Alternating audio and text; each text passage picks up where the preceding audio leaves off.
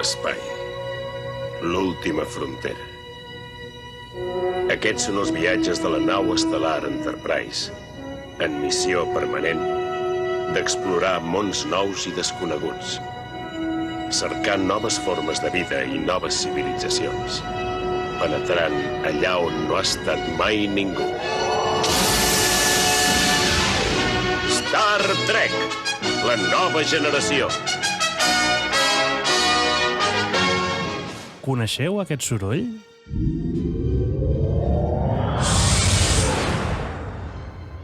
I aquest altre?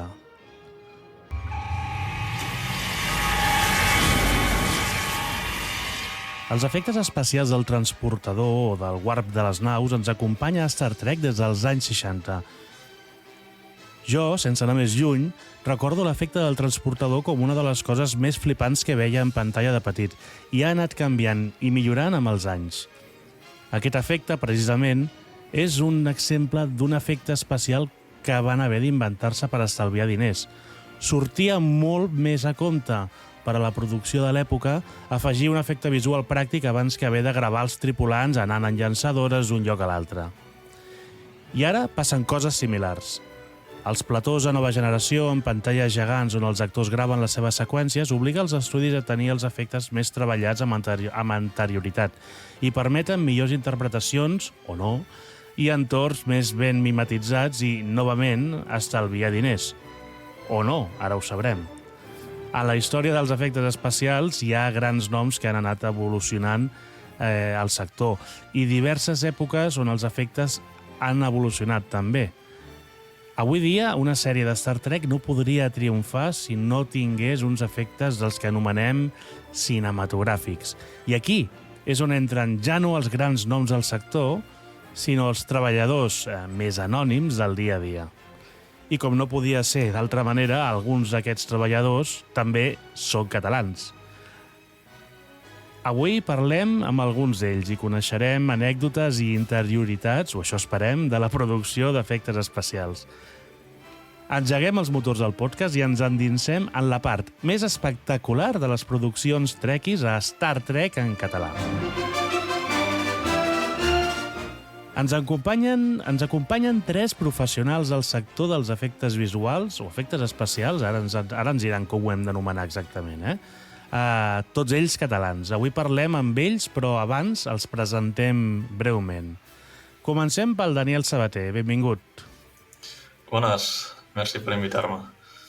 Al contrari, primer agrair-te l'ajuda que em vas donar per a localitzar altres companys de professió. Et vam conèixer fa un parell de mesos, aproximadament, al Twitter des del sofà.cat, i ara estic content que estiguis aquí amb nosaltres. Tu has participat a Star Trek Discovery, és així? Sí, va ser la meva primera producció, realment. Molt bé. I quants anys fa que t'hi dediques? Star Trek va ser el 2020, però entrant a treballar va ser el 2022, després de la uni. Perquè hi va haver un curs allà entremig raro, però sí. Molt bé. Entenc que has anat fent més coses per aquí. Sí, alguna coseta més, sí. Molt bé. Tenim també amb nosaltres el Joel Codina. Benvingut, també. Bones. En el teu cas has estat a Star Trek Discovery i Strange New Worlds, si no en tinc mal entès. Sí, he estat a Discovery, he estat a 11 episodis, a 2 temporades. Després he estat a Star Trek Picard, a 4 episodis en un parell de temporades. I a Star Trek Strange New Worlds, a 18 episodis i més coses, diguem. Molt bé. En el teu cas, quan fa que t'hi dediques a aquesta professió? Fa 4 anys a l'empresa on estic ara, treballant per pel·lícules de Hollywood, i després un any més treballant en una empresa de 23 lunes i de freelance, més per anuncis i jocs i coses d'aquestes. Molt bé. Hi ha un tercer professional aquí amb nosaltres. No sé si dir-te que ets el més sènior de tots els que estem aquí avui. Sí, el més vell. No. Això no es pot dir vell. El Pol Villar, què tal, com estàs?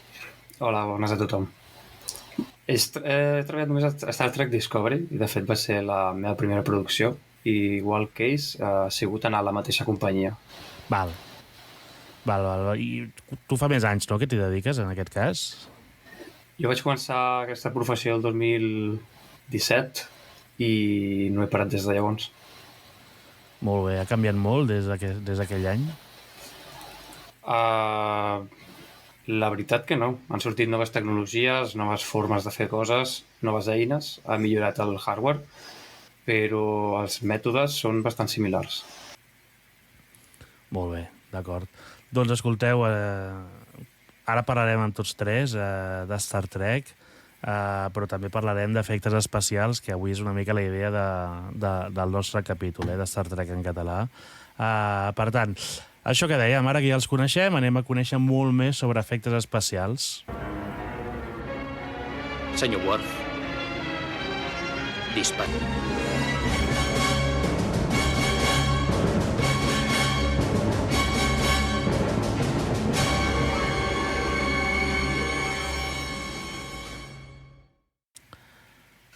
Va, primera pregunta. Ja us ho he dit, a la prèvia que teníem. Aquí la idea és... Jo tinc preguntes, aniré llançant-les si veig que ningú diu res, però una mica la idea que tenim avui és poder conèixer el món dels efectes especials, com es fan, com és treballar en franquícies d'aquest estil. La primera pregunta, d'entrada, és ineludible. Com és treballar en un projecte amb un llegat tan gran com Star Trek? Hi ha algun tipus de pressió afegida per mantenir l'essència de la sèrie, de la franquícia, o no? Pol, per exemple, tu que és l'últim que... Sí, vale. Jo crec que depèn de quant t'agafi i de quants anys d'experiència portis. Si, com em passa a mi, és la teva primera feina i sents el nom de Star Trek i et diuen que serà la teva primera producció, el que sents és molta emoció, molta excitació i moltes ganes de començar i de que el teu nom surti als crèdits d'una sèrie que en principi és coneguda per molta gent. A mesura que vas treballant i vas fent produccions, aquest tipus d'emoció de sortir als crèdits de sèries o pel·lícules conegudes ja es va fent com més una cosa del dia a dia i ja no fa tanta gràcia com al principi, però tot i així segueix fent respecte i saps que necessites estar a un nivell que els productors de la sèrie o de la pel·lícula en qüestió demanen. Llavors, sí, jo crec que té un pes diferent treballar en una sèrie molt coneguda que una sèrie no tan coneguda. Molt bé. Joel, tu hi estàs d'acord? Sí, el que anava a afegir és que depèn bastant del que facis dintre de la sèrie i de l'episodi i de la task en general que estiguis fent.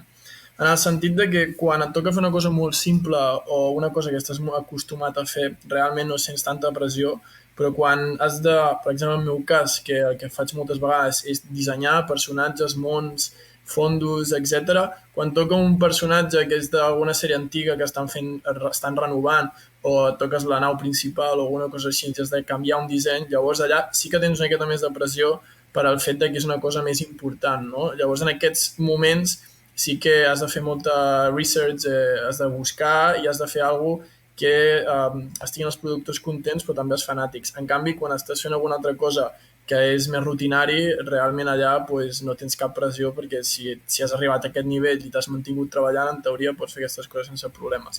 Llavors, aquest és el meu punt de vista. Molt bé, Daniel, tu t'has sentit aquesta pressió o... Home, com he dit abans... O la tenies una mica més ja interioritzada quan has començat? No, sí, ja et dic, va ser el meu primer projecte, que me'n recordo que el Joel va entrar 2 dies abans i em va dir hòstia, hi ha coses xules, ja veuràs. I va, clar, és que fins que no entres per la porta no saps què et toca fer ni res, i sí que les primeres setmanes hi havia una barreja entre hòstia, que guai i hòstia, quina pressió, saps? Però a mesura que van passant les setmanes també els companys t'ajuden molt i es va normalitzant el procés. El Joel ha obert ara la capsa dels trons sense saber-ho, amb una cosa que els trequis moltes vegades donen per hores de discussió, que és això de que si canvien els dissenys, que si renoven, que si agafen una espècie antiga i la canvien, que si una nau... Suposo que passa a totes les franquícies amb fans, diguéssim, en aquest sentit. Suposo que no deu ser només Star Trek, però això, Joel, que deies, tens algun exemple? T'hi has trobat en algun cas? Sí, és que aquí aniré en compte perquè com que treballem per moltes sèries a la vegada i a vegades puc estar treballant... Si s'ha estrenat la primera temporada i estic treballant ja per la tercera, doncs vull anar una miqueta en compte, no? Però diguem que un exemple que crec que està bé és que Strange New Worlds es va poder veure una raça d'alienígenes reptils que es diuen Gorn o alguna cosa així. Sí, els Gorn. Bàsicament que estan refets. Llavors va haver-hi una tarea de disseny que era agafar el disseny antic i intentar modernitzar-lo, no? Llavors, en aquest procés es fan moltes versions... O sigui, primer de tot t'has d'estudiar ben bé quins són els dissenys que hi ha en tots els medis, no només a la sèrie original, sinó videojocs i tot això, veure totes les interpretacions que s'han fet i fer alguna que quedi modern, però que representi l'essència del personatge. Llavors, dintre d'això s'han de fer múltiples variacions de tal manera que els showrunners, que són com els jefes de la producció, puguin triar quin és el que li agrada més, no? Llavors, com a artista, jo intento fer múltiples versions bastants diferents. Sempre la primera que faig és pràcticament un one-to-one, en plan de la versió original. Per exemple, en els Gorns vaig fer uns quants dissenys que eren molt semblants a la versió original. El que passa és que després dels jefes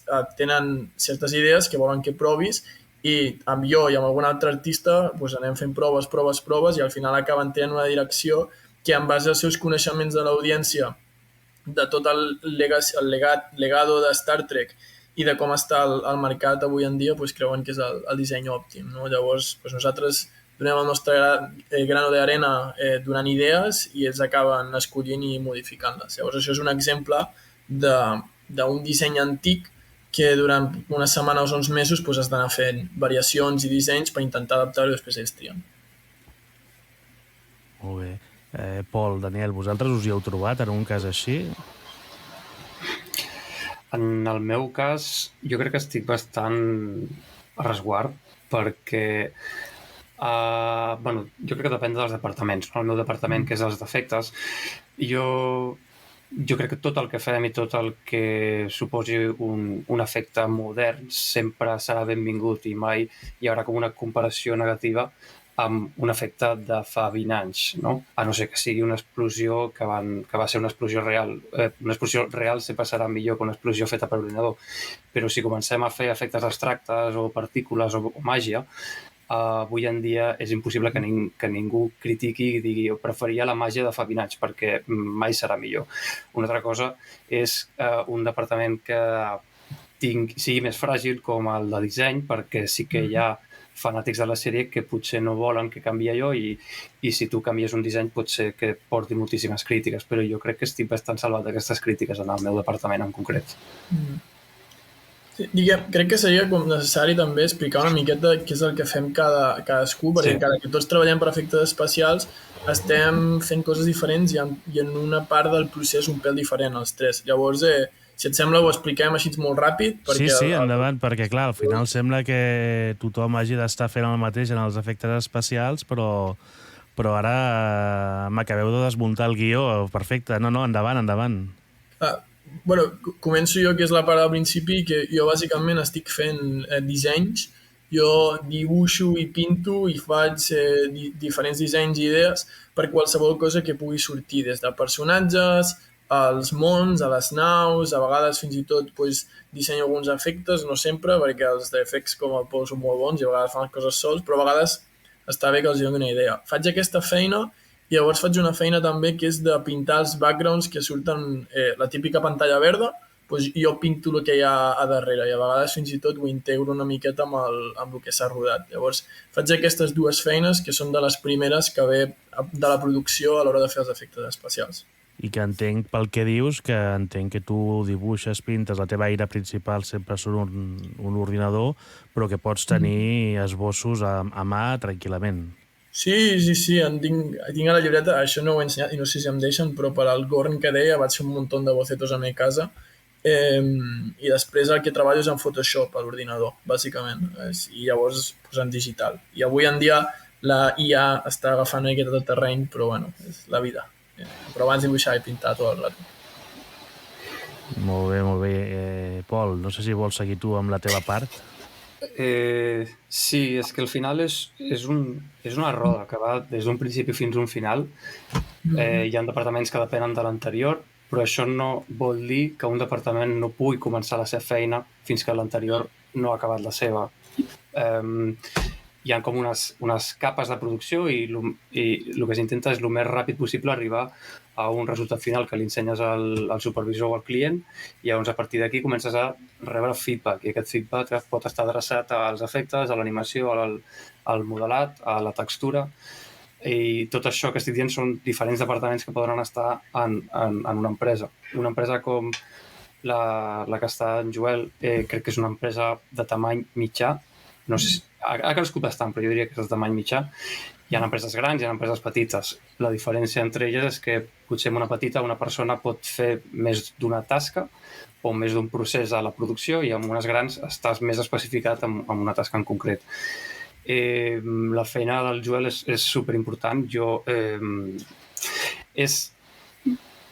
En efectes, depenent del client o de la referència que ens doni el supervisor, nosaltres podem inspirar-nos en efectes reals o successos reals, però, per exemple, en coses abstractes, com me'n recordo que va passar a Star Trek Discovery, jo tenia que fer un efecte i era molt més barat rebre un dibuix d'algú que està fent el treball que fa el Joel, i a partir d'aquí jo inspirar-me a on vol anar a parar el director, que no que jo comenci a provar coses i el director doni el feedback a partir d'aquí.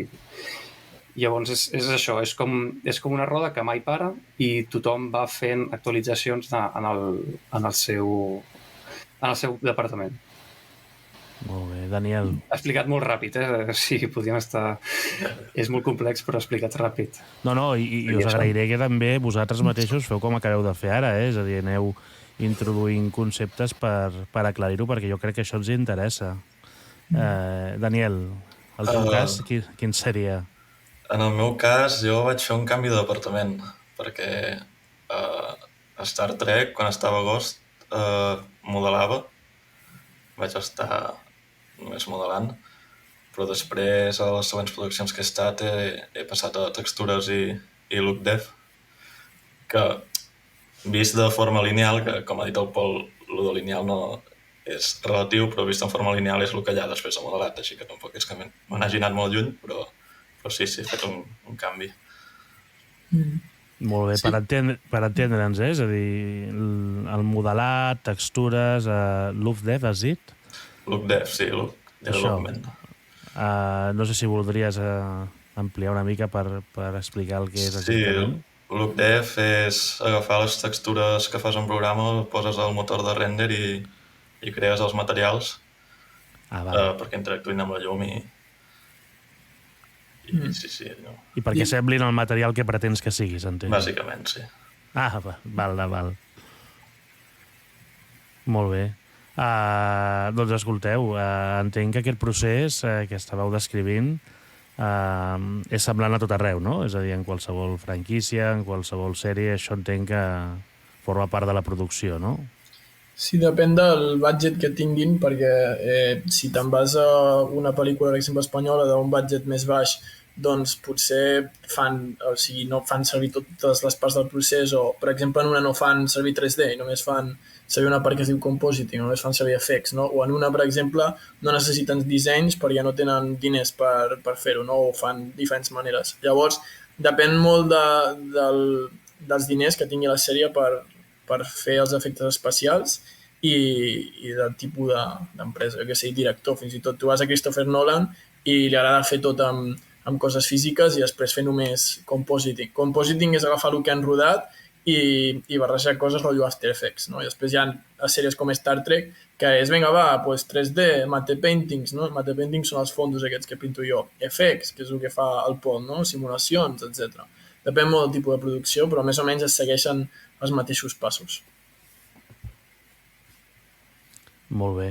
I més enllà de la part d'efectes especials, quin tipus de col·laboració teniu amb altres departaments d'una producció, com pot ser la part més de realització, cinematografia? Teniu relació directa amb ells o cadascú va pel seu compte en aquest cas? No, tenim feedback, tenim, diguéssim, l'opinió del director o del supervisor. El supervisor seria com el pas anterior al director, que és el que ha ficat els diners per fer la pel·li, o el productor. I nosaltres el que fem és intentar-ho fer el millor possible. Quan creiem que està bé, diguéssim, publiquem aquella versió que va parar al supervisor. El supervisor dona o diu el que hem de corregir o no, i llavors a partir d'aquí va el director i el mateix. Però la part creativa, a no ser que sigui un estudi molt petit o que sigui un efecte bastant abstracte, la posa sempre el que mana, el director. I per la meva part, com que nosaltres en general treballem fent efectes especials per postproducció, però la part d'aquesta de dibuixos que es diu concept art que faig, a vegades també entra en preproducció. Llavors, quan he estat treballant en preproducció, a vegades he estat treballant fins i tot sense que el guió estigui fet i m'han dit, prova de dissenyar una criatura, prova de dissenyar imatges com keyframes, com dibuixos d'escenes, i a vegades en base d'això continuen el guió. Llavors, aquesta part afecta més a preproducció. Després també, a vegades he estat treballant fent dissenys de coses que apareixeran en el set. Llavors, entra també la part de preproducció, coses que sortiran a les pantalles LED que fan per rodar i fins i tot coses que, jo què sé, que potser imprimiran en 3D per ficar-les al set perquè tinguin de referència, no?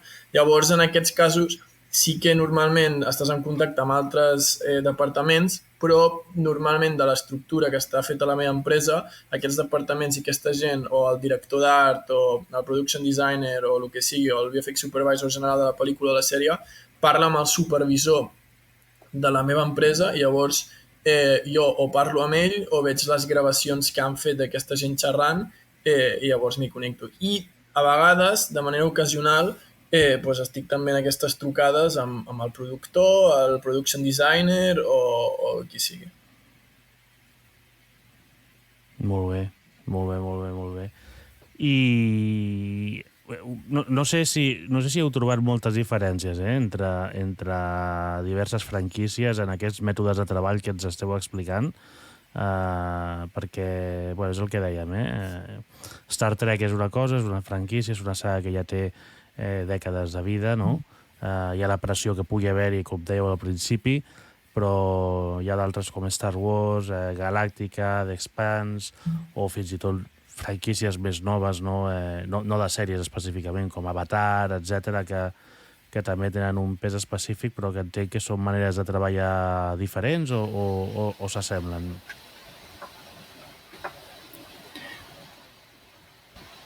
Bueno, en quant a la forma de treballar i els passos, com he dit abans, s'assemblen molt. El que diria que potser canvien les franquícies és els patrons que segueix la direcció d'art de cada una d'elles.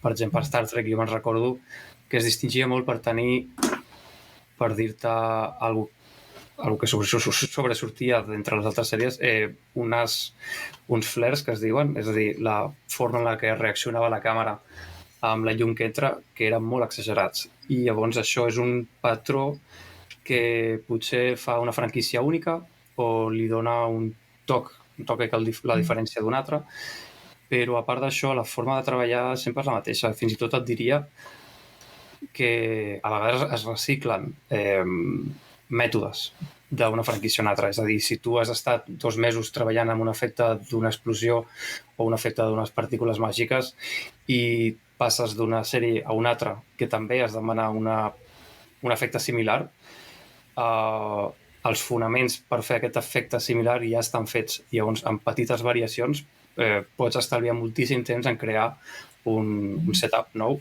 per una sèrie que no té res a veure amb la que va ser utilitzada aquest efecte, principalment. Això és així en totes les àrees, en tots els departaments en els que treballeu? Daniel, per exemple, també t'ho trobes? Home, amb el departament d'assets jo diria que és on es troba més aquest intercanvi. Sí que m'ho he trobat d'haver fet alguna cosa, concretament estava a Flash i com que eren assets molt, molt estàndards de ciutat, es reciclaven entre els altres projectes.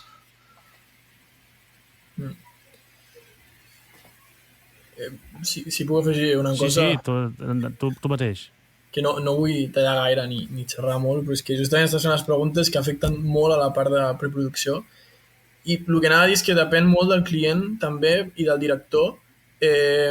A alguns els agrada més veure més unes coses que altres. Per exemple, hi ha clients que si els ensenyes alguna ràpid com que no està gaire acabat, reaccionaran bé i altres que reaccionaran malament, depenent del coneixement que tinguin efectes especials. I després depèn molt a nivell de disseny de l'estil del director i de l'estil de la franquícia, de la sèrie, no? Per exemple, una cosa que vam fer a la feina que era per Neil Gaiman, que és un escriptor que va fer una sèrie que es deia Sandman, que està fent una altra, doncs té un estil visual molt concret que va fer per als seus llibres, no? Llavors ja saps que si fas un disseny per a un projecte seu doncs has d'anar amb aquesta estètica. Llavors, per Star Trek també tenen una estètica bastant definida en algunes coses, sobretot en les naus i en les diferents faccions que tenen. Llavors, a l'hora de dissenyar sí que has de tenir molt en compte aquestes coses, encara que per altres realment tenen molta llibertat, no? I llavors, també per altres projectes rotllo Star Wars i tal, allà no arribem a fer tant disseny, però també tenen uns patrons de treball molt, molt concrets i potser fins i tot uns estàndards més alts, depenent del client. Llavors, arriba a canviar sobretot a la part de disseny i a la part de com mostrar les coses, però com deien, es poden reutilitzar parts del que has fet i el procés és relativament semblant. Molt bé. Quina és la tecnologia no sé, ara actualment més destacada en efectes visuals que està marcant una mica un abans i un després actualment? Vosaltres que us hi dediqueu, vosaltres que esteu encara que no l'estigueu tractant directament, A nivell de software o...? No, en general, és a dir... Desgraciadament hi ha la visió, això que us deia al principi de la introducció, ara, permeteu-me, us poso un exemple, però hi ha la visió aquesta de que aquesta, no sé com es diu, de stage o alguna cosa així, aquestes pantalles, aquests platós amb pantalles gegants... Virtual Production. O l'Stagecraft aquest, no? Aquest, és exacte. Hi ha la visió, potser perquè se n'ha fet molt de màrqueting, no?, de que això sembla com la gran novetat de la història dels efectes especials en molts aspectes, però no ho sé, és a dir, la pregunta és una mica si vosaltres també hi ha alguna cosa que diu, mira, això és una cosa que s'està fent des de fa temps encara que se n'hagi fet màrqueting. O em dieu, no, mira, escolta'm, és molt més interessant això que s'està fent per aquí, no sé. Les pantalles LEDs, que jo per la meva compte vaig fer un curtmetratge de pirates a Madrid rodant un pantalles LED, realment és bastant revolucionari en el sentit de que pots rodar molts planos i diferents escenaris de manera molt ràpida sense haver de canviar de location i sense haver de fer tant treball d'efectes especials després, no? Ha estat una mini revolució, però més que res és com una joguina molt guai, perquè al final sí que fem una miqueta menys de pantalla verda i per als actors és més xulo, però realment no és un canvi tan massiu. El que sí que pot ser un canvi bastant bèstia és la intel·ligència artificial, que per desgràcia ha afectat molt justament la meva part i que a poc s'està entrant en els altres departaments. Però bueno, de moment encara no ha entrat massa efectes especials, però té pinta que pot ser molt revolucionari i cap a malament. Així que veurem. Per nosaltres, pels artistes. Vosaltres us fa patir, Pol, per exemple, això que està dient el Joel, també? No a curt termini. A més, també penso que de tota la vida la gent sempre ha apreciat que hi hagi un humà darrere l'art. No per haver-hi càmeres de fotos la gent deixa de dibuixar i no per haver-hi 3D la gent deixa de preferir l'animació tradicional. I jo crec que estem molt lluny encara. Jo crec que potser una tecnologia que ara, o una de les diverses tecnologies, és que tot està avançant molt ràpid, la veritat, però algunes de les tecnologies que ara mateix estan revolucionant bastant, jo diria que és els motors de videojocs, perquè s'estan ficant cada cop més, també gràcies a la gran revolució en les targetes gràfiques, s'estan ficant cada més en el món del cinema perquè permeten fer previsualitzacions de com quedarà l'escena quasi a temps real, i això és super revolucionari. Abans, quan jo vaig començar, me'n recordo que per fer un fum, o sigui, em tenia que oblidar de veure, diguéssim, en el meu ordinador en directe. Jo no podia tenir com un entorn 3D on poder veure el fum des de tots els angles, perquè allò desquiciava la targeta gràfica. En canvi, ara pots tenir un fum d'altíssima resolució corrent a temps real, i això redueix moltíssim els pressupostos i permet un control de direcció molt més alt que fa molts anys. Llavors és com una barreja entre hardware i software i idees que van sortint, que fa que tot sigui molt més accessible. També l'animació ara cada cop està sent molt més fàcil portar, diguéssim, personatges, fotogrametria. La fotogrametria també és un gran avanç, i animacions directament al software 3D sense tenir que passar per molts passos que abans eren necessaris. Així que jo crec que la revolució potser és tot una mica i mai para. És com que cada dia vas sentint nous avanços en cada un dels departaments que, comparats amb 10 anys abans, jo no m'hagués cregut. I la intel·ligència artificial ja veurem on va parar, però de moment jo crec que no es pot fer servir en producció. Excepte casos molt específics,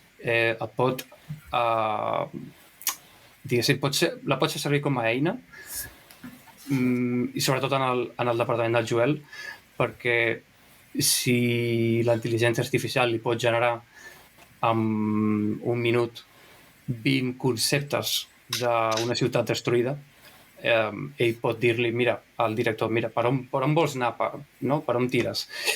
Però a partir d'aquí el director necessita una persona com el Joel per acabar de refinar tot aquell concepte. O sigui que per ara els artistes són necessaris.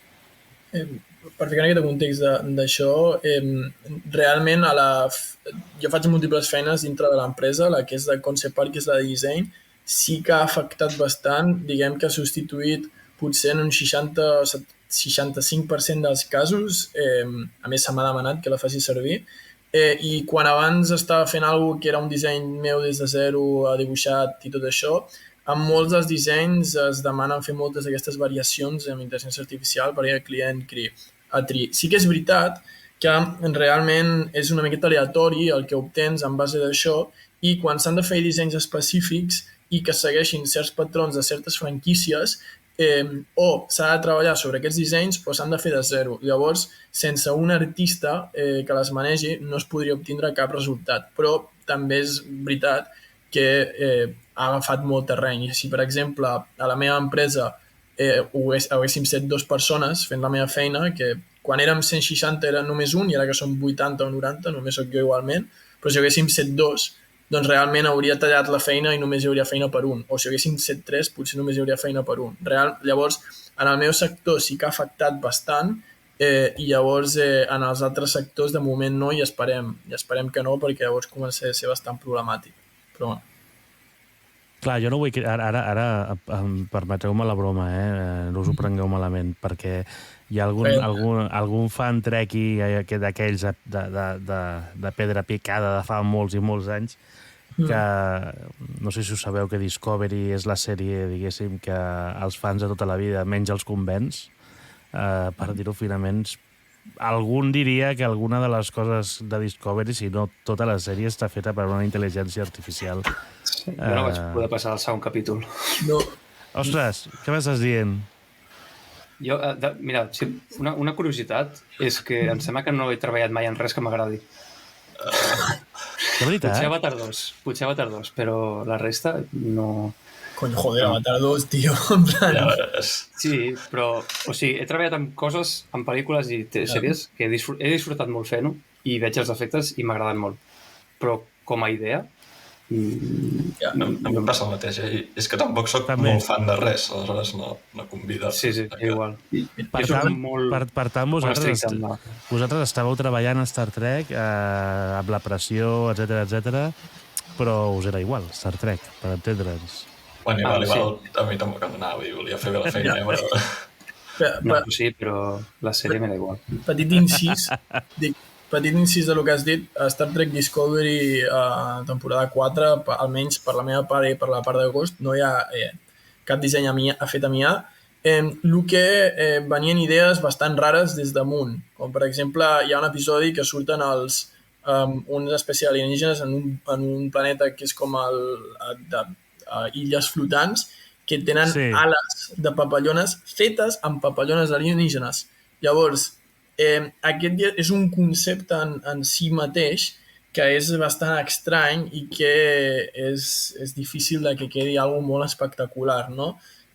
Llavors, per exemple, a mi em va tocar fer aquest disseny i t'has de trencar bastant el cap perquè quedi mitjanament bé. Llavors, com vas fer aquest disseny, concretament? Els meus dissenys, quan tu veus el meu disseny del concept, es veu un pèl millor que al final, però sí, a mi em van dir ales fetes amb papallones alienígenes. I llavors, clar, tu et quedes, doncs intentaré fer el millor que pugui, no? Llavors, això que sembli fet per IA és quasi més de la gent que té les idees, saps? Que no de nosaltres, perquè dintre d'això vaig dir, a fer el millor disseny possible. I recomano que si algú pensa que aquest disseny es veu malament o és molt absurd, que vegi els dissenys que vaig fer a nivell de dibuixats i pintats, que són un pèl més complexes i vaig fer variacions que estèticament, dintre de l'absurda que era la idea, era bastant xula. Però una vegada s'han de fer tots els efectes especials perquè les papallones es moguin i tal, doncs es comença a complicar molt més la cosa i quan tens un concepte que és molt absurd de base, doncs realment és difícil, no? Que quedi una cosa molt impressionant, però bueno. Ostres, si tens aquests dissenys i els pots ensenyar, passa'ns que els passarem per les xarxes de Star Trek en català. Sí, et passo el link. A més, tinc tots els permisos per ensenyar aquests, o si no, que hi hagi cap problema. Perfecte. Els Gorn has dit que no tens els permisos, oi? Perquè això sí que és una cosa que tindria la seva gràcia. És que saps què és el que passa? Amb els del Gorn, mira, vaig a què puc dir. Vale. Jo vaig fer els dissenys del Gorn. Jo vaig fer els dissenys... És que me la van liar, per això. Jo vaig fer els dissenys del Gorn, vale? Mentre estava treballant per Star Trek Discovery, quan la sèrie de Star Trek Strange New Worlds no estava quasi ni anunciada.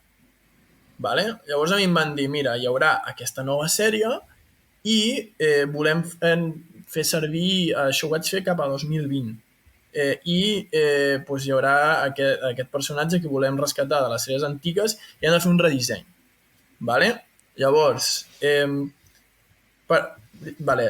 l'última temporada de Strange New Worlds que s'ha estrenat és la 2, veritat? Sí, si no sí. La 3 encara no s'ha estrenat. Vale. Jo et vaig situant perquè sàpigues el que pots i el que no pots dir. Clar, és que com que treballem tantes coses a la vegada, doncs a vegades se t'oblida aquesta part. Exacte. El concepte és que a la primera temporada tu veies el disseny del Gorn com de petit, com la cria, que després les cries com una espècie d'ou o d'una cosa viscosa, no me'n recordo exactament què era. Sí, era un capítol amb un clar homenatge a Alien, diguem-ne. Sí, i llavors sortia una versió mitjana una miqueta més gran, no? Però encara petita, i després a la temporada 2 surt el Gorn però amb un tratge. Sí. Vale?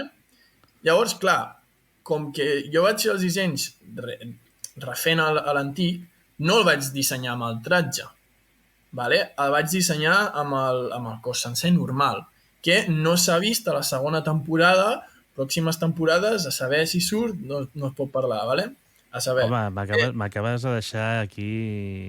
Llavors, el concepte és Jo t'explico. Quan va sortir la temporada 2, jo em pensava que ja havia sortit la criatura, encara que l'havia vist amb el tratge, i vaig ensenyar a l'empresa els treballs que havia fet i em van donar permís per ensenyar-los, però s'ho va mirar per sobre. Què va passar? Vaig publicar els treballs en internet i en principi no va crear gaire revuelo, però vaig publicar totes les versions alternes que vaig fer del personatge. Vale? I que no eren les que s'havien agafat, perquè al final van agafar una dels Estats Units perquè hi havien començat els prostètics. Vale? Què va passar? Que una de les versions era molt semblant a la versió original i en alguns fans de Star Trek els hi va agradar més del que s'ha vist fins ara. Llavors, ho van començar a publicar per grups de Facebook i aquestes coses, i els jefes de Star Trek ho van veure i a sobre els cabrons ho van publicar al meu nom. Ostres, vas pringar tu. I com que a la temporada 2 s'ha vist amb un tratge i a sobre aquell no era el disseny que s'havia agafat i els fans van començar a dir que els agradava més aquell disseny que el que s'havia fet, doncs a mi em van fotre una bronca i em van fer borrar-ho de tot arreu i això. Per això dic que el del Gorn he d'anar amb compte i no puc ensenyar. L'altre, si vols, t'envio. Has conservat la feina, no entenc? Sí. No, perquè no és tan greu en el sentit de que òbviament va passar certs filtres i realment ja s'havia explicat que sortia aquest personatge, ja s'havia vist i l'únic problema és que s'havia vist amb un tratge i eren versions alternes que realment era un pèl més sensible del que semblava, perquè a priori tot estava bé que jo podia publicar i ho vaig comprovar. Però sí que és veritat que aquestes coses s'han d'anar en compte per el que et dic, que a vegades et despistes, perquè això ho vaig fer 2020 i ho vaig fer quan ni la primera temporada estava anunciada, ho vaig publicar, una vegada es va publicar la segona temporada i encara així s'havia d'anar amb compte, no? Llavors, bueno... Molt bé, escolta, si se us escapa alguna cosa que ens fa pujar els oients, més de 10.000 oients, i això fa que el català vagi millor a tot arreu, escolta, benvingut sigui, ja t'ho dic, eh? És que aquí qui la vol liar és Joel, perquè jo amb textures no sé si... Bueno, tu com se t'escapa una foto... Bueno, això segur. Escolta, Daniel, mira, aprofito que dius això. Una pregunta per tots, si vols comences tu. Quina és la cosa més xula a Star Trek en efectes especials que has fet, que has treballat? Va ser curt el que vaig fer perquè van ser 3 mesos, però diria hi ha un planeta que hi ha moltes pedres, o muntanyes, més ben dit, i que és el que vaig estar fent les últimes 3 setmanes. I vaig modelar una muntanya que després la repetien molt durant l'escenari. I va ser xulo perquè tenia una mica de llibertat creativa, que no arribo a la llibertat que té el Joel, però com a modelador a vegades s'agraeix també una mica de poder ficar el teu granet de sorra. Perquè les altres coses t'arribaven al líder, que ja té la forma i l'havies de replicar i poca cosa més, que el líder és com una fotogrametria. Però amb aquesta roca, doncs mira, va ser xulo. No em va quedar convèncer el resultat final, però jo com a estar allà treballant-ho, va ser entretingut. Això és la temporada 1, 2... Va ser temporada 3, episodi 12, l'últim. És el planeta... No sé com es diu, el planeta que explota a l'últim episodi de la temporada. És una nau que... crec que és la nau dels protagonistes. No, he vist 4 episodis, però... La Discovery deu ser, sí. Suposo. I bueno, la temporada 3 i l'últim episodi, el 12. O el 13, no sé. I és com un planeta rocós que per algun motiu explota. No sé quin, però... No sé què. Són 3 frames, vull dir... 3... Jo vaig explotar un planeta, no seria el mateix. Sí, és el... Ojo, Sí, però tu vas fer explotar un planeta a Star Trek? Sí, és una... Però jo crec que passa la temporada 1. Són diverses explosions en diferents planetes i a l'última es veu com impacta i es va propagant com una columna de foc i fum i al final explota tot i es veu la pantalla en blanc. Però clar, si han explotat molts planetes igual... Ja, no, si és la temporada 1 tampoc no encaixa massa. Vaig ser un planeta Molt bé. destruït. No vaig fer ruta. Jo no faig que es moguin tant les coses. Sí, poques vegades m'ho pensava que estaria en una conversa parlant amb gent que ha fet explotar planetes, també us ho dic. Sí. Lo del pol ha de ser molt divertit. Al LinkedIn, no? Destructor de mundos. Exacte, total. Pues mira, Pol, aquell plano que el faig servir, sí.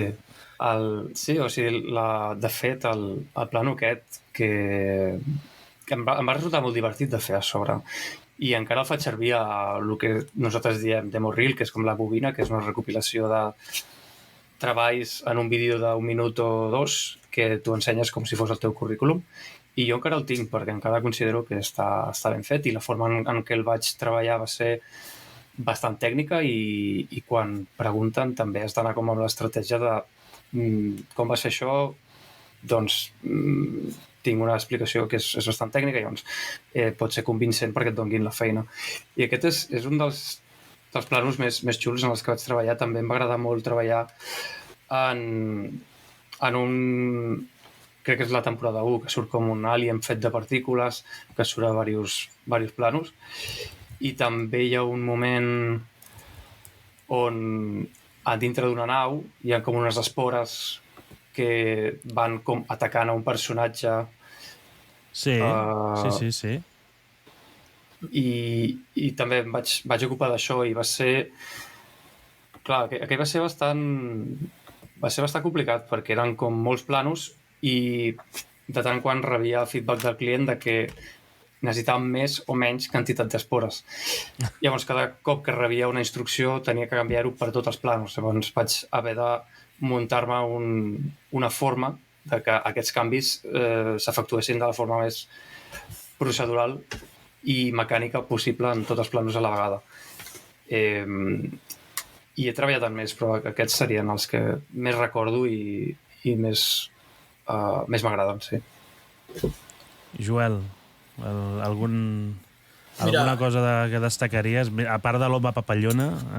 Bueno, aquest destacaria els dissenys que vaig fer jo, però com va quedar mig. Mira, a mi em va fer molta gràcia de Star Trek Strange New Worlds, que vaig fer la tormenta de iones, que hi ha en un episodi, i que també surt una espècie d'alienígena, que és com una espècie de fantasma de color groc d'energia, que li dèiem Wisps, no sé quin nom es va quedar a la sèrie. Crec que sí.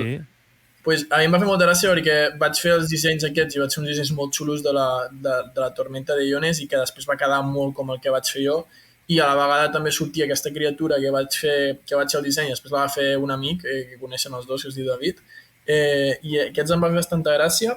I després també hi ha un plano molt xulo que vaig fer per una ciutat dels primers episodis de Star Trek Strange New Worlds també, que està tot ple de núvols i tal, que em va fer molta gràcia perquè em van donar unes imatges d'uns vídeos de Nova York i em van dir, amb això intenta fer alguna cosa, i vaig començar a canviar-les, moure-les, vaig afegir planetes, vaig canviar els colors, vaig afegir edificis i tal, i va quedar un plano molt xulo que surt en el primer tràiler que van publicar de Star Trek Strange New Worlds, que a més té un munt de milions de visites, em va fer molta il·lusió.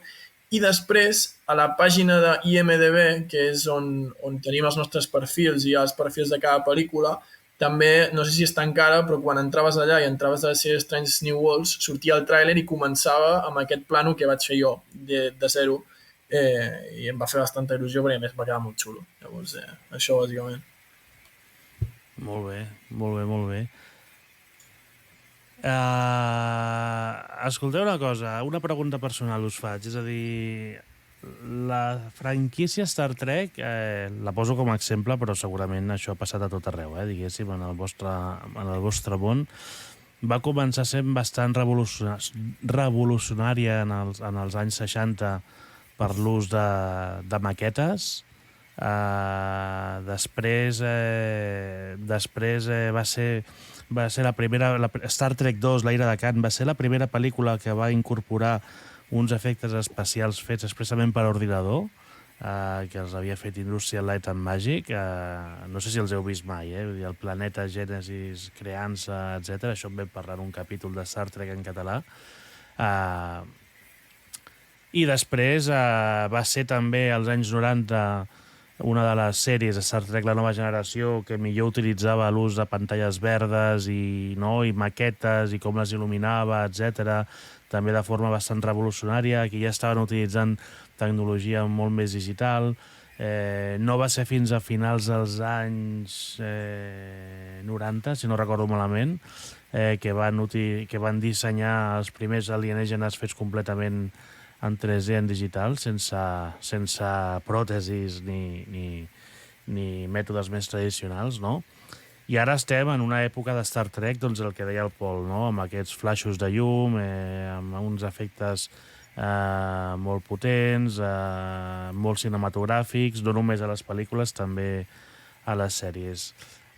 Us agradaria haver pogut treballar en alguna d'aquestes èpoques, algú de vosaltres? Allò que digueu, ostres, com a professional d'aquest àmbit, m'hagués encantat toquetejar maquetes, per exemple.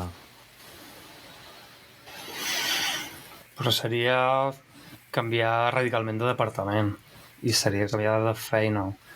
O sigui, si la pregunta és fas el mateix que fas ara fa 20 anys, categòricament no, perquè ara és molt més fàcil. I abans no em puc ni imaginar l'ansietat que devien passar els que feien simulacions, que tenien que esperar dies i dies i dies i veure un resultat que ara tenim en segons, i és així.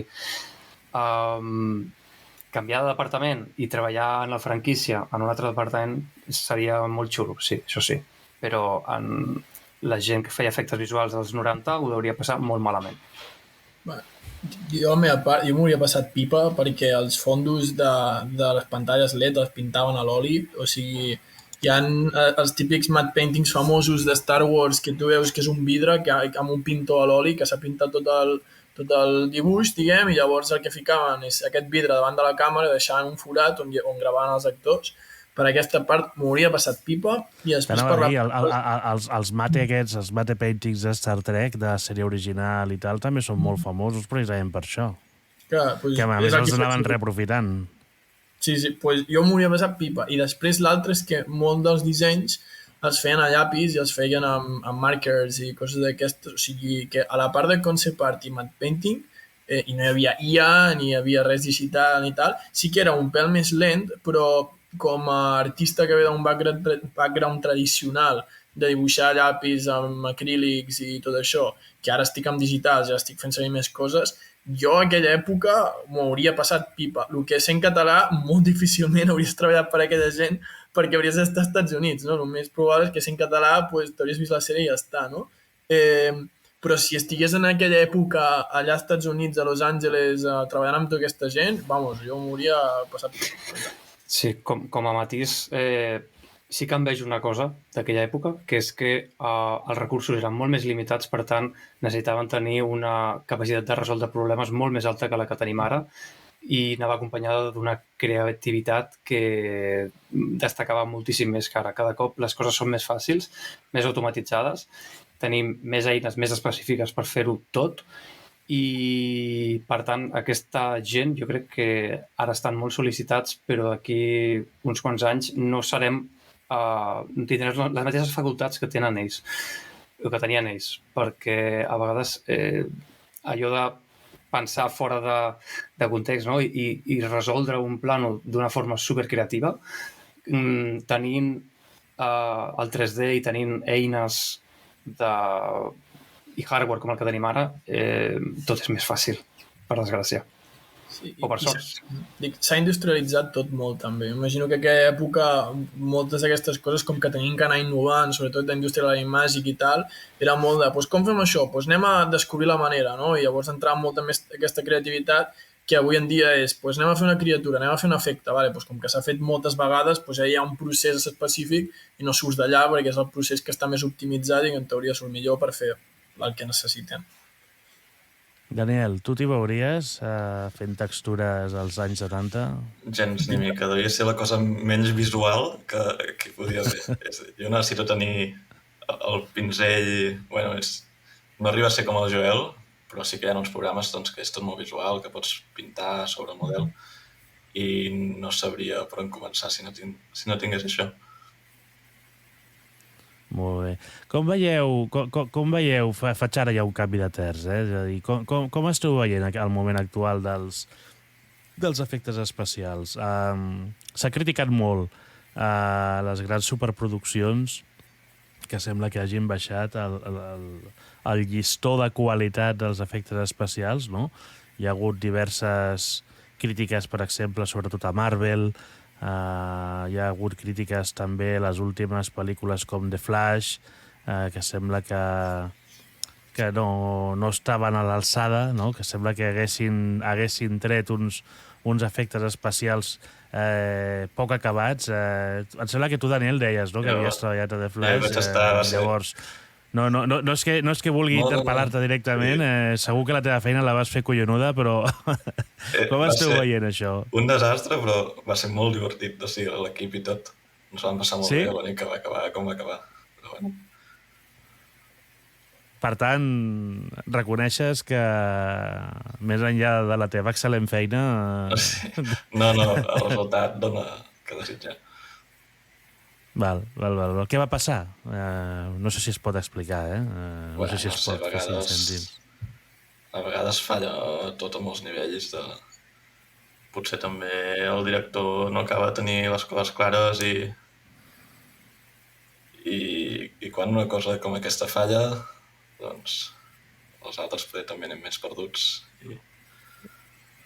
És que sembla mentida, no?, que una superproducció on hi posen tants calés que, a més,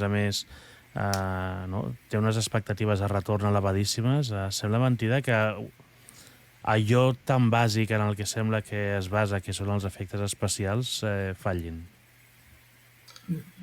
Hi ha múltiples factors. El primer més evident és el temps, en el sentit de que, per exemple, aquestes sèries i pel·lícules de Marvel moltes demanaven moltes coses en poc temps i no donaven el temps necessari per acabar els efectes especials i, a més, donen un pressupost i a vegades, si el client no sap el que vol o dona molts canvis, a vegades fins i tot es surt del pressupost, no?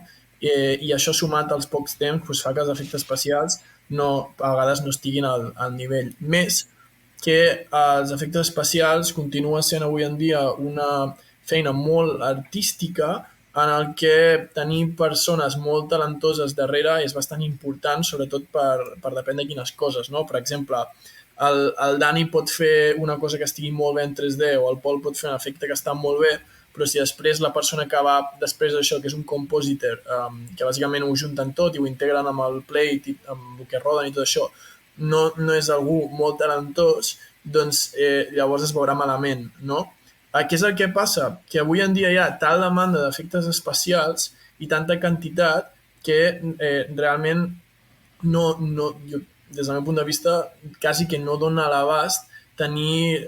o sigui, les persones més talentoses del món no donen a l'abast. Llavors han de contractar a molta gent que fa més efectes especials i potser no tenen tant talent encara perquè acaben de començar o el que sigui, que a vegades es nota aquesta la producció. Llavors, si a tot això li sumes poc temps, que has d'anar ràpid i que es surt del pressupost i tal, doncs a vegades els resultats no acaben sent els millors. Si tu tens una pel·lícula, rotllo Avatar, amb un pressupost molt alt, amb molt de temps, i on intenten aconseguir els millors artistes, llavors tot quedarà genial. Però no poden fer això tampoc 10 pel·lícules a la vegada. Llavors, d'aquí ve que alguns efectes especials a vegades estiguin pitjor que altres. A nivell de... Com ho veus, això? Perquè, clar, tu... Digues, Daniel, perdó. No, anava a fer-li una pregunta al Pol. A nivell de deadlines d'Avatar, com t'hi vas trobar? Anàveu molt relaxats? No, còmode. Això m'agradaria veure-ho. Bueno, no, espera. A veure. Jo és que vaig entrar en els deadlines, però tot i notar la pressió, es veia tot controlat, no hi havia caos. Sí que és veritat que ens deixaven fer tantes hores com volguéssim. Jo tenia llibertat fins a fer 80 hores setmanals. Sí. Perquè un cop la producció fixa una data, s'ha de respectar aquella data. I aquí... Aquest és un tema supercomplex, el que has tret. és una barreja de moltes coses i sembla que els artistes que fem d'efectes, els artistes d'efectes visuals en general, ens hem portat la bronca de tot el públic, quan en realitat és un conjunt de males decisions i d'una inèrcia que portem molt de temps arrastrant, com per exemple el seguir estirant i munyint la vaca, que ja no es pot munyir més, com en franquícies com Marvel o remakes de Disney, coses així. A més, pensa que el pressupost d'una pel·li, molt d'ell va al màrqueting. El màrqueting és una eina importantíssima. Quan tu treus una pel·li com El Rei León, només al anunciar que has tret aquesta pel·li i totes les campanyes de màrqueting que venen posteriorment ja s'emporta una gran part del pressupost. O sigui, aquesta pel·li ja està venuda abans que estigui feta. Però clar, després s'ha de fer. I quan s'ha de fer, doncs, potser ja no queda tants diners per fer-la i arriba un punt que els supervisors o el director o el producció diuen, mira, doncs això fins aquí, aquest efecte o aquest plano t'ho deixem intentar 3 cops i si no surt a la tercera doncs no podem fer una quarta perquè ja no hi ha més diners. Són moltes coses sumades, això només és una part. També les sobredosis de 3D, la falta d'imaginació, la falta de bones pel·lis, la falta de bons guions. Jo, quan t'he dit que de les coses que he treballat quasi ninguna m'ha agradat, és perquè jo soc soc bastant hater amb el cinema i hi ha poques pel·lis que m'agraden i realment les meves pel·lis preferides no tenen 3D. I si el tenen és invisible. Una pel·li com, jo què sé, Hijos de los Hombres, no? O algunes d'aquestes que tenen guions, jo què sé, increïbles, però que el 3D per mi el 3D és una eina i és un ajut a treure una bona pel·li, no ha de ser mai al centre d'atenció d'aquesta pel·li, perquè per què haig d'anar al cinema a veure 3 hores de Godzilla contra King Kong? O sigui, quin guió hi haurà a Godzilla contra King Kong? Jo pagaria el mateix o pagaria 3 euros menys perquè la pel·li durés mitja hora i només hi haguessin les baralles. Llavors, jo crec que és molt complex, és un tema molt complex i els que hem rebut l'odi han sigut els que menys culpa tenim, que són els que, jo què sé, complim ordres i intentem fer la nostra feina el millor que puguem. Un altre factor també és sobretot els directors i com ho roden, en el sentit de que tu quan estàs rodant una cosa que tindrà efectes especials, depenent de tu com rodis un plano o tu com planeges un plano en storyboard, pot ser més senzill o més difícil de fer, o pot quedar millor o pitjor. Llavors, quan una empresa sap molt bé què rodar cada cosa i com fer-la, i on ficar la pantalla verda, com il·luminar-la, com moure la càmera per aquest plano, i quina cosa fer amb efectes especials i quina cosa fer amb prostèrics, i tot això, doncs llavors queda molt bé. Però quan és algú que no té que té molts diners i que li da igual i que fa alguna cosa i de cop té una idea i diu, vinga, va, doncs en efectes especials ho fem, a vegades queda bé i a vegades no, sobretot quan s'acaba el pressupost. Llavors això és un altre factor, sobretot a les pel·lícules que tenen barreja de coses reals amb efectes especials, que si estan mal planificades o mal rodades, realment és difícil que quedi bé. O, per exemple, pensant en Flash, l'escena dels bebès, doncs, bebès amb 3D i a càmera lenta i tot això, doncs, a mi no em sona algo que quedessi bé des del principi, perquè a vegades els humans per se, a vegades són relativament difícils de recrear que quedin 100% bé, no? Doncs llavors, si en vez de bebè haguessin triat una altra escena, doncs potser llavors ningú s'hauria queixat d'aquella escena, no? Llavors, és un cúmul de decisions, com deia el Pol, que quan no són acertades realment es veu bastant en els efectes especials. Deixeu-me, perquè ja estem acabant i no vull marxar amb el regust de boca, però deixeu-me donar-li la volta, perquè per una banda parlàvem d'això, jo crec que ha quedat bastant clar el que estàveu dient, però per contra estem vivint un moment dolç a les pantalles televisives, no? A les sèries televisives, no? I sembla que les grans produccions televisives també s'estan lluint en positiu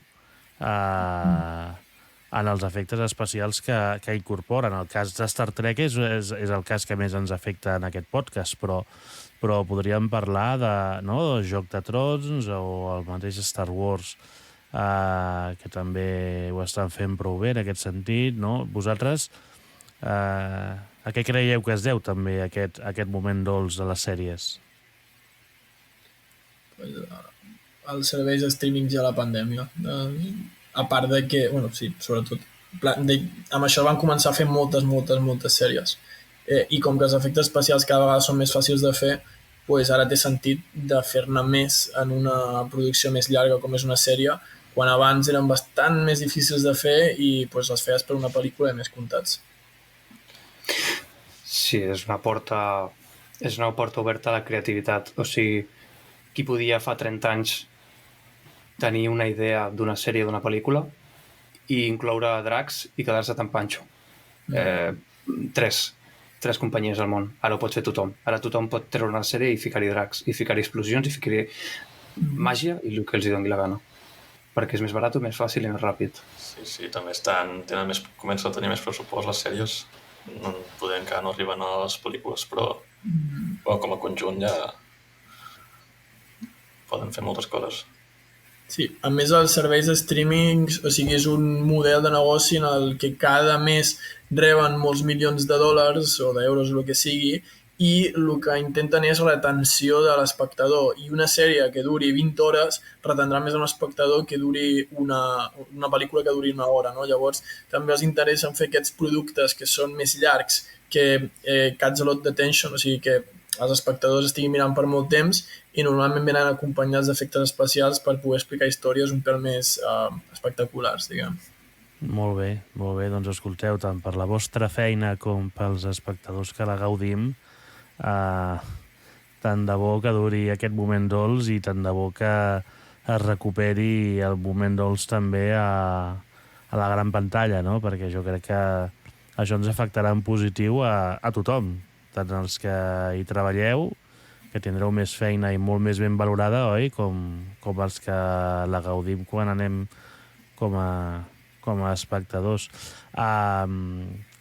Normalment, al podcast, tenim un moment que són els tops del podcast, que acabem fent preguntes sobre què agrada més o què agrada menys de Star Trek. Per exemple, el teu top 3 de naus a Star Trek. I sona allò molt ràpid. El que passa és que una mica pel que m'heu anat dient no sé si tindria molt sentit que us faci passar per aquí, no? Aleshores, farem uns tops diferents.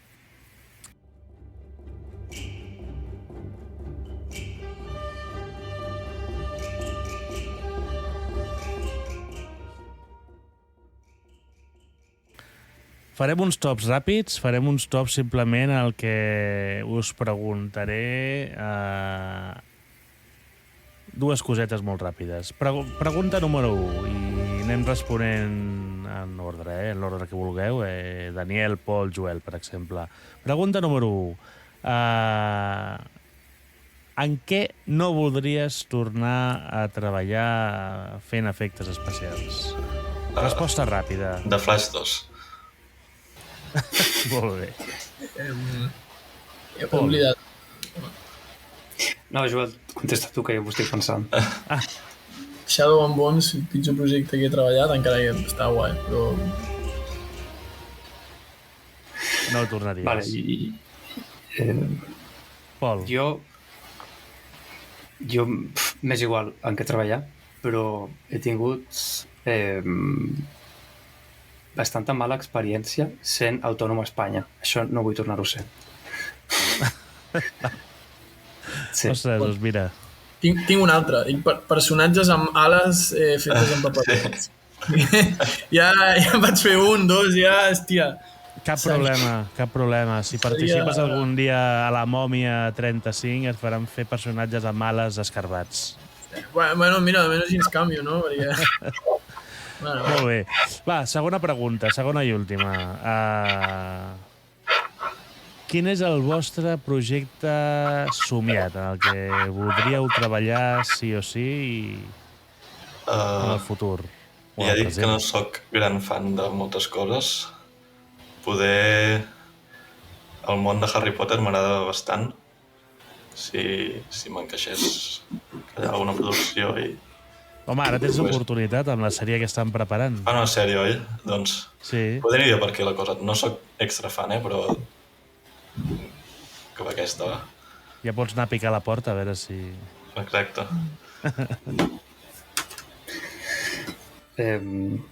Jo tinc moltes sagues que m'agraden, però sé que si fan ara alguna cosa, és molt, molt probable que ho espatllin. Per tant, prefereixo no treballar-hi i que el meu nom no estigui allà. Llavors, el que et diria és que m'agradaria moltíssim treballar amb una cinemàtica de videojocs d'aquestes amb gran pressupost, com World of Warcraft o League of Legends, perquè tens creativitat absoluta i no són presumptuoses, no et volen vendre res. És un minut i mig, 2 minuts, 3 minuts de pur espectacle i no pots defraudar ningú, no pots irritar ningú, perquè no és presumptuós i no és pretensiós. Tot pot sortir bé. Tot pot sortir bé. Vols vendre el joc, fas una cinemàtica espectacular, èpica, i aquí sí que m'agradaria treballar. I he fet cinemàtiques, però no tan guais. Molt bé. Joel, ens quedes tu. Dirigir la meva pròpia pel·lícula, que després del curtmetratge que vaig dirigir dels pirates, he estat en conversacions per fer una pel·lícula de pirates també, està una miqueta en l'aire, van comentar potser 2025, a saber, però sí, jo diria dirigir perquè sent artista és molt xulo, tens molta creativitat, però una vegada proves de dirigir, que tens quasi la màxima creativitat, diguem, és el que m'agradaria. Dirigir una pel·lícula i començar amb la primera, i ja si anés bé, més. Però començar amb la primera, que és la més difícil que et deixin dirigir. Aquí ens queda això. Sí. Molt bé. Com a punt final, això que dius de dirigir una pel·lícula, és molt interessant el que ha passat amb Godzilla -1, perquè ha sigut una pel·lícula que no hi havia director, que el director era el propi supervisor d'efectes, i gràcies a això han sigut capaços de treure la pel·lícula amb un equip tan petit com el que tenien. I llavors és molt interessant que es torni a repetir això i a veure on porta, perquè s'estalvien molts diners i s'estalvien molts passos molt innecessaris. És viable? Un model així és viable, realment? És molt difícil el que han fet, molt. Sí, jo sí que n'he tingut context. La pel·lícula que tinc preparada, realment, si la fes un altre estudi o la fes una altra persona o un altre director que no tingués ni idea d'efectes especials, realment potser costaria 4, 5 o 6 vegades més. Però com que jo soc molt conscient de quins són els efectes especials baratos, quins són els cars i de com planejar-ho, i tinc l'habilitat de poder fer storyboards de tota la pel·lícula amb algun company, de tal manera que puc planificar ja com serà el rodatge i com seran els efectes especials després, ho puc fer-ho de tal manera de que sigui que sigui més assequible, no? I com que també he estat escrivint el guió, he triat escenes que sé que són factibles de rodar amb un pressupost no gaire alt, perquè quan fas la primera pel·lícula el pressupost no és gaire alt, i que després a l'hora de fer efectes especials me'ls puc fer jo amb uns quants companys i són relativament senzills, encara que visualment molt potents. Llavors, doncs, és bàsicament això, el que diu el Pol. Sí, hi ha vegades que el pipeline molesta més del que ajuda.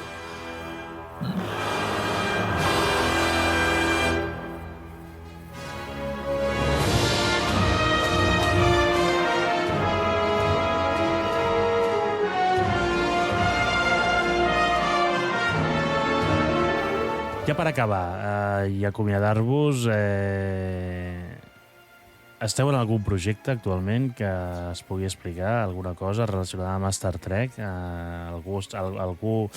Sabem el que heu fet, però no sabem el que esteu fent o el que fareu en el futur. Hi ha alguna cosa de Star Trek que s'estigui cuinant que no s'hagi anunciat i que ens pugueu explicar aquí en exclusiva sense que us fotin fora de la feina? Joel, comença tu, si vols, per exemple.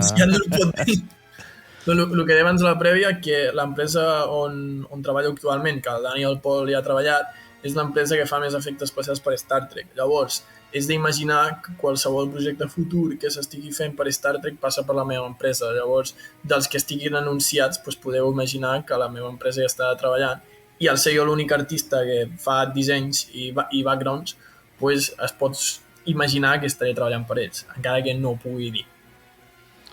Val, per exemple, no pots dir que deus estar treballant en dissenys de la flota estel·lar, de la Starfleet Academy, per exemple, no pots dir-ho.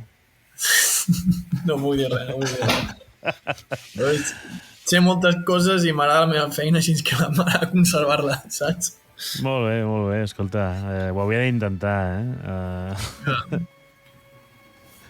Tu, Daniel, Joel, Pol, esteu en alguna cosa que, encara que no sigui de Star Trek, que es pugui... No és només perdre la feina. Hi ha conseqüències legals molt bèsties en segons quines produccions, que el de perdre la feina és... O sigui, perdre la feina i arruïnar-te la carrera és el mínim que et passa. Sí, són molt, molt estrictes. I empreses com Apple han arribat a nivells molt bèsties de confidencialitat. I mira, fins i tot me'n recordo, les portes... Hi ha unes... Quan Apple va entrar a l'empresa Ghost VFX, que és on estan ells, o on està Joel ara, van fer construir unes portes especials per la gent que treballava pel show d'Apple, perquè no volien que aquella gent compartís espai o que els altres poguessin veure el que passava a les seves pantalles. Són molt paranoics. Llavors és un tema que s'ha de tractar amb respecte. I jo no, jo fa temps que vaig deixar Star Trek i ara acabo de sortir d'una cinemàtica d'un videojoc que es diu War Thunder i estic treballant en una sèrie que em sembla que és d'Amazon, que sortirà l'any que ve. Molt bé. Jo ara mateix tinc pocs secrets a bordar. L'últim que vaig estar, el projecte que vaig estar va ser Avatar. No Avatar del Pol, l'altre. Bueno, l'animació. Va ser xulo. Però... Home, ha rebut molt bona crítica. Sí, ja tot, però em va agradar, veus? No, diria que és de les coses que més m'ha agradat de fer. L'únic que amb els strikes que hi ha ara... I a les huelgues. Se'm va acabar contracte i ara trobar-me està costant, però bueno, ciència. Diuen que més, Sí. Ja. Van haver-hi unes vagues, no sé si estàs del cas, Marc. No, és a dir, algunes sí, però no del tot. Bueno, unes vegades d'escriptors i guionistes als Estats Units que han fet un efecte dominó a tots els departaments. I, de fet, jo tenia que anar a Industrial Light and Magic. Jo ja havia firmat contracte i ja tenia el procés d'immigració fet quan em van trucar des de Canadà a dir-me que a última hora cancel·laven. I jo havia deixat la feina i estava deixant el pis i em van dir que no, que per culpa de les vagues que cancel·laven a última hora el meu contracte. Per sort vaig poder tornar a l'empresa espanyola on estava. Sí, la nostra empresa van reduir personal a la meitat, literalment. I en el pico de més gent vam arribar a ser quasi 160, una cosa així. O sigui, imagina't. Sí, m'he d'agafar que diuen que una vegada comenci la roda hi haurà molts llocs de feina, però quan comença això? El problema que ha passat és que es van deixar de fer pel·lícules per als guionistes i els actors durant bastants mesos. ¿vale? Llavors, al principi els estudis d'efectes especials no ho van notar perquè tenien feina, perquè tenien postproducció, però al cap del temps es va començar a notar i va començar a haver-hi bastant poca feina. A l'haver-hi poca feina, alguns estudis van abaratar els preus de tal manera d'obtenir els únics projectes que quedaven. I quan la cosa ha tornat un pèl a la normalitat, això ha afectat altres estudis, perquè ara els que fan els estudis i els que fan les pel·lícules, que són molt llestos, diuen, si tu això abans m'ho feies, si al principi tu m'ho feies per 100, llavors em vas dir que quan estaves feina per 50 m'ho feies, que més o menys sobrevivies, ara no em tornis a demanar 100, ara et pago 70. Llavors això ha afectat bastant els estudis i per lo que es diu, potser fins i tot venen alguna vaga més, alguna huelga més. Llavors, ara la situació en efectes especials està bastant delicada, sobretot per les empreses de tamany mitjà o petit, i per les grans també, el que les grans sempre tindran feina i simplement redueixen plantilla, no? Però per les altres que són més mitjanes petites, que treballen per efectes especials de Hollywood, realment les coses, o per la gent que està a freelance, realment les coses es poden empitjorar més que fa 2 anys, diguem, però bueno, veurem què passa. Paciència, és paciència i... Molt bé. Doncs escolteu, per part nostra, des de Star Trek en català us desitgem el millor. Agraïm molt la feina que feu i sobretot la feina que feu a Star Trek. Si feu feina a Star Wars o altres franquícies no l'agraïm tant, no passa res. I escolteu, tant de bo puguem tornar a xerrar algun altre dia, ja sigui de Star Trek o d'efectes, perquè la veritat és que ha estat molt interessant i jo crec que se'ns han quedat coses per seguir comentant, així que moltíssimes gràcies per estar aquí avui en aquest capítol del podcast. Gràcies a tu. Un plaer, sí. I m'alegro de veure el Dani, que fa molt temps que no el veia, i el Pol, que m'havien parlat d'ell i que em farà ser conèixer. Sí, m'alegro d'haver-vos conegut els dos, sí. Interessant. I a més hem estat a agost els 3, així que sí. sabem el que hi ha.